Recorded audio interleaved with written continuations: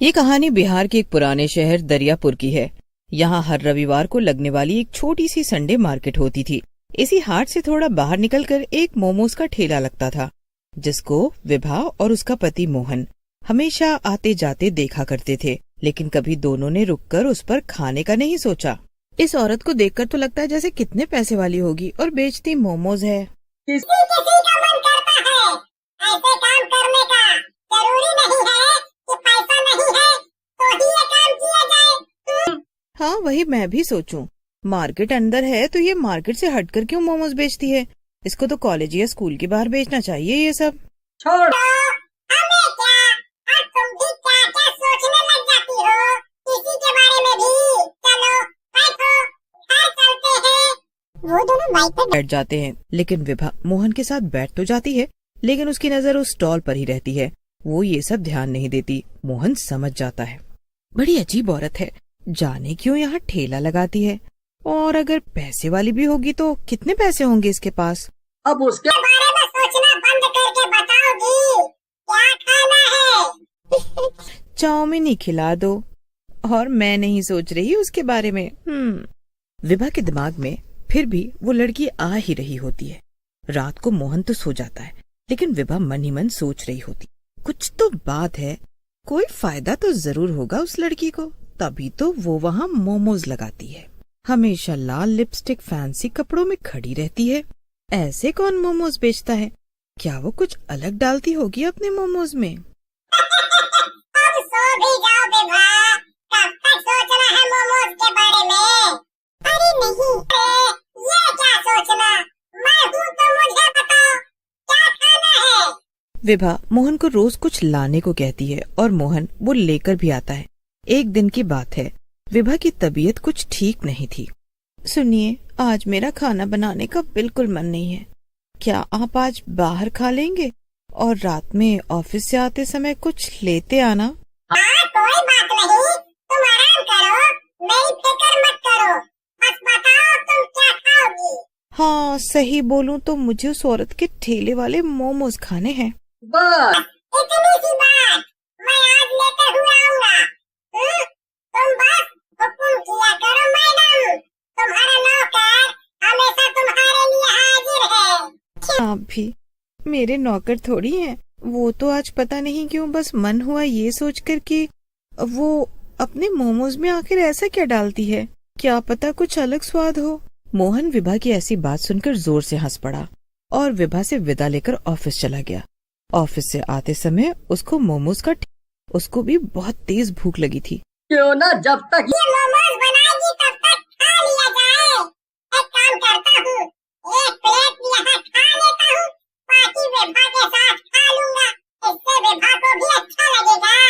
मोहन ने सोचा, आज संडे मार्केट नहीं था तो मोहन ने देखा आसपास कोई नहीं था, सिर्फ वही औरत लाल ड्रेस में लाल लिपस्टिक लगाई खुद ही लेकर खा भी रही थी और बाकी के मोमोज गर्म करते हुए गाना गा रही थी, जैसे उसको किसी से कोई मतलब ही न हो और वो खुश हो। तभी मोहन ने धीरे से हिचकते हुए कहा, एक प्लेट कितने का देती है? मोहन को अपने पास खड़ा देखकर वो घबरा गई और जल्दी से प्लेट नीचे रखकर बोली, 1 प्लेट 60 की आती है और उसमें 12 मोमोज होते हैं। ठेला देखकर तो लगा था मानो कितना ही महंगा देती होगी, लेकिन ये तो बहुत सस्ता है। ठीक है, तो 2 प्लेट आप पैक कर दीजिए घर ले जाने को, और हाफ प्लेट आप हमको अभी खाने के लिए दे दीजिए। फिर 2 प्लेट पैक कर देती हूँ, साथ में 1 प्लेट ही आपको खाने को दे देती हूँ। आज आप मेरे पहले ग्राहक हो तो हाफ प्लेट मेरी तरफ से मुफ्त। मोहन लड़की की बात सुनकर खुश हो जाता है। लड़की फिर से गाना गाने लग जाती है। हवा तेज हो जाती है। मोहन अपना फोन निकालता है, लेकिन उसमें बिल्कुल नेटवर्क नहीं होता।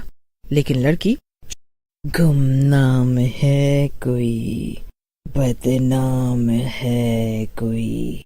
मोहन उसका गाना सुनकर उससे पूछता है, आपको पता है क्या, यहाँ 1-2 महीने पहले एक लड़की ने 2 आदमी को मार दिया था।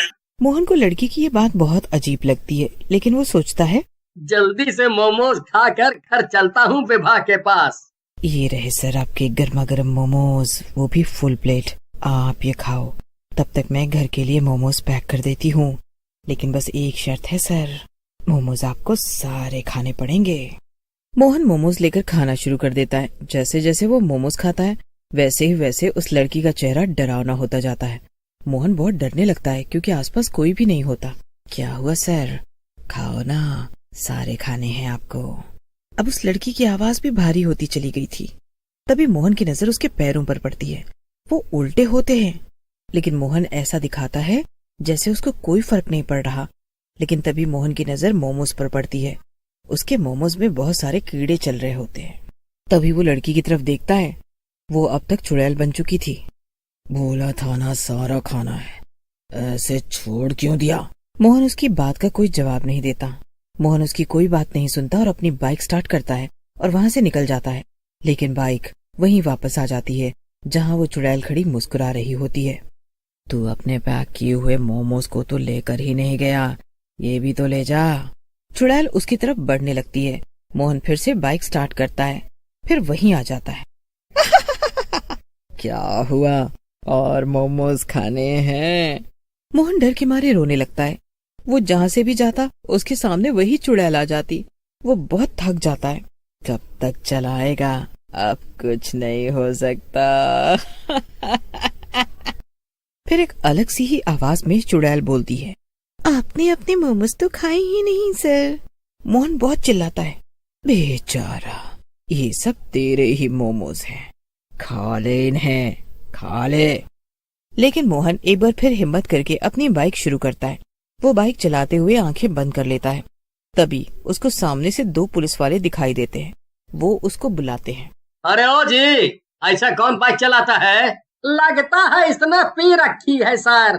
क्या हुआ है तुझे? पी रखी है क्या? पता है ना, पी कर गाड़ी चलाना मना है। मैंने नहीं पिया है, मैंने चुड़ैल के मोमोज खाए हैं, वो मुझे मार देगी। ये क्या बहकी बहकी बात कर रहा है? मैं सच कह रहा हूँ, मैं आपको उसका ठेला भी दिखा सकता हूँ। मोहन पुलिस वालों को उस जगह पर लेकर जाता है जहाँ वहाँ मोमोज वाली होती है। लेकिन अब वहाँ पर कुछ भी नहीं होता और ऐसा लग रहा था जैसे वहाँ पहले कभी कुछ था ही नहीं। मोहन को यकीन नहीं होता, अभी जो सब हुआ वो एक झूठ था। मोहन की हालत अब बहुत खराब हो चुकी थी। उसकी तबीयत के साथ साथ उसका मानसिक हालत भी बहुत खराब होने लगा था। दोनों पुलिस वाले व्यवहार के बहुत अच्छे थे। उन्होंने मोहन से कहा, चलो मैं तुम्हें तुम्हारे घर छोड़ देता हूँ, यहाँ कब तक ऐसे परेशान रहोगे? मोहन पुलिस वालों की बात मान लेता है, घर पहुँच जाता है। घर पर उसको जैसे ही विभा देखती है रोने लगता है। क्या हुआ जी आपको? किसी ने कुछ किया क्या? किसी ने आपको मारा क्या? विभा बहुत घबरा जाती है। उसने मोहन को ऐसे बेबस कभी नहीं देखा था। जी आप लोगों का बहुत बहुत शुक्रिया जो आप इन्हें घर तक लेकर आए। पुलिस वाले चले जाते हैं। विभा मोहन के पास जाती है और बैठ जाती है और पूछती है। मोहन रोते रोते उसको सारी व्यथा बता देता है। मुझे लगता है उसमें कुछ तो गड़बड़ है, पर इतनी बड़ी गड़बड़ मैं तो आपको वहाँ कभी नहीं जाने देती। अगर मुझे पता होता, मेरी ही गलती है ये सब। अब आप कभी उस रास्ते से मत जाइएगा। आप मुंह हाथ धो लीजिए, मैं अभी खाना लगा देती हूँ। मैंने मैगी बनाई है, आज वही खा लेते हैं। कल से मैं घर पर ही खाना बना लूंगी। मोहन उठकर अपने वॉशरूम में चला जाता है। मुंह धोते हुए उसकी नजर शीशे पर पड़ती है। शीशे पर खून से लिखा होता है, सर आपने पूरे मोमोज नहीं खाए हैं ना? मोहन की नजर एकदम से विभा की लाश पर पड़ती है, जिसको देखकर मोहन को हार्ट अटैक आ जाता है और वो भी मर जाता है। चुड़ैल का मकसद अब पूरा हो जाता है और वो जोर जोर से हंसने लगती है। और फिर